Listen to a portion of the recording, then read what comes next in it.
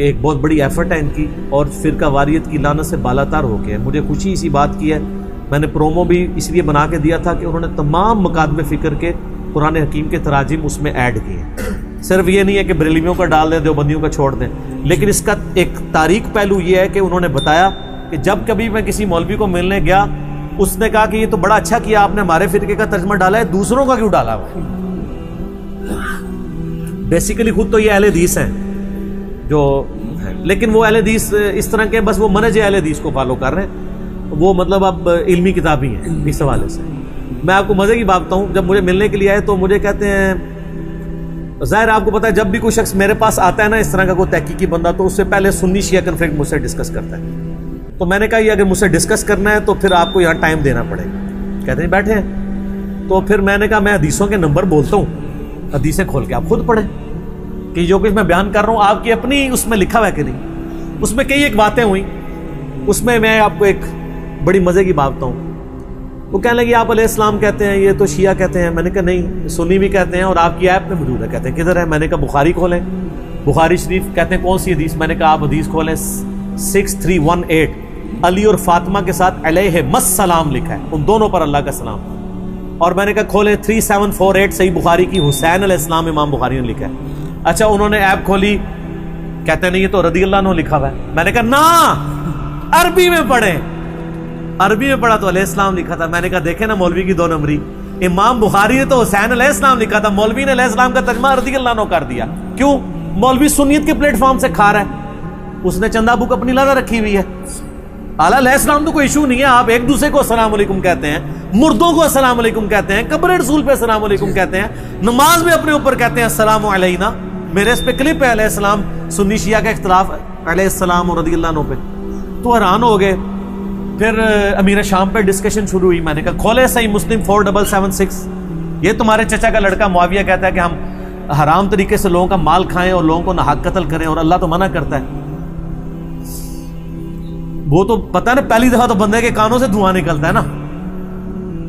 تو میں نے کہا یہ آپ کی ایپ ہی ہے نا سر, میں نے کوئی جادو تو نہیں کیا. اینڈ مجھے کہتا ہے علی بھائی مجھے بتائیں مجھے اب سنی ہونا چاہیے یا شیعہ ہونا چاہیے؟ جب اس لیول پہ کوئی پہنچ جائے نا تو وہ ٹائم ہوتا ہے کہ وہ پھر جھوم کے کہتا ہے کہ نہ میں وہابی نہ میں بابی, میں ہوں مسلم علمی کتابی. میں نے کہا آپ سنی شیعہ نہ ہو, آپ مسلم رہیں, اور جو بات شیعہ کی ٹھیک ہے آپ وہ ایکسیپٹ کریں, جو سنیوں کی ٹھیک ہے آپ وہ ایکسیپٹ کریں.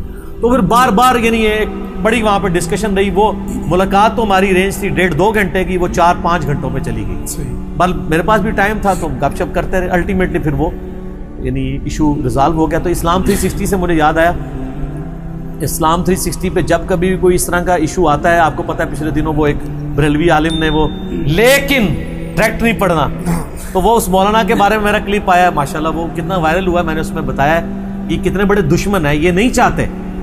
بلکہ مجھے زید بھائی نے خود فون پہ بتایا ہے کہ پاکستان لیول کے ایک مفتی کے بارے میں, میں مکتبہ فکر بھی نہیں بتاتا ورنہ آپ پہنچ جائیں گے کس مفتی کی میں بات کر رہا ہوں, کیونکہ وہ بہت بڑا مفتی ہے. تو وہ کہنے لگے کہ اس کے پاس جب میں گیا تو میں تو ایکسپیکٹ کر رہا تھا وہ بڑی تعریف کرے گا کہ آپ نے بڑا اچھا کام کیا. تو اس نے مجھے پہلا جملہ بولا کہ جو کچھ آپ نے کیا ہے نا ہم تو اس سے سمجھتے حرام ہے کہ قرآن و حدیث آپ عوام کے ہاتھ میں دے دیں.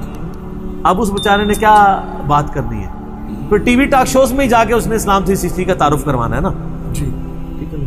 تو جب علماء کے چھپے ہوئے چہرے ہیں, مجھے بتائیں دنیا میں کون سا ریلیجن کا ماننے والا ہے جو اپنے ریلیجن کی کتابوں کو سافٹ ویئر میں لا کر ان کی عوام تک پہنچانے کو آرام سمجھتا ہوں سوائے مسلمانوں کے؟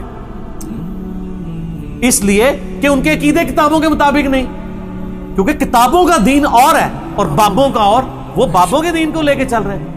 کتابیں تو بالکل 180 ڈگری باتیں کر رہی ہیں, تو اس کا طریقہ. اور میں اکثر کہتا ہوں اگر آپ کو یہودی عیسائی آ کے کہنا قرآن ڈائریکٹ نہیں پڑھنا آپ گمراہ ہو جاؤ گے, آپ کہیں گے وہ دشمن قرآن. لیکن یہی بات اگر مولوی کر دے تو آپ کہتے ہیں مفتی صاحب نے فرمایا ڈائریکٹ نہیں پڑھنا چاہیے. اوے مفتی جڑے جے تواڈے یہود و نصارا تو ود گئے ہوئے جے اس طرح دے. میں نہیں آپ سے کہتا کہ آپ ان کے خطرے چیک کریں کہ یہ ہندوؤں کے طرف سے چھوڑے ہوئے ایجنٹ ہیں یا مسلمان ہیں, خطرے نہیں بالکل چیک کرنے, اس نے ذہن نہیں رکھنا ہے کہ مسلمان ہی ہوں گے. خطرے اس وقت چیک ہوں گے جب ایجنسیوں کے ہاتھوں یہ پکڑے جائیں گے, تو خطرے نکلتے بھی نہیں ہیں. یہ مجھے کہتا ہے خطروں کی مثال دیتا ہے, ولگر بات کرتا ہے, یہ تو ہم بھگت رہے ہیں. تو خطرے کی بات کرنا کوئی ولگر بات نہیں ہے, یہ تو اسلام کی بنیاد ہے. بخاری مسلم دونوں میں حدیث ہے کہ 5 چیزیں فطرت میں ہیں: داڑھی بڑھانا، مونچھیں پس کرنا، ناخن کاٹنا، زیر ناف بال کاٹنا اور ختنے کروانا۔ یہ ہم اس لیے بات کرتے ہیں کہ ہم بھگت رہے ہیں۔ یہاں کئی مسجدوں کے پیش امام اور مفتی پکڑے گئے ہیں، 15 سال سے مفتی بن کے بیٹھے ہوئے ہیں، کل چیک کیا تو ختنے ہی نہیں ان کے، وہ را کے ایجنٹ تھے انڈیا کے، کوئی اسرائیل کے ایجنٹ ہے۔ پوچھیں ذرا آپ ایجنسیز کے لوگوں سے۔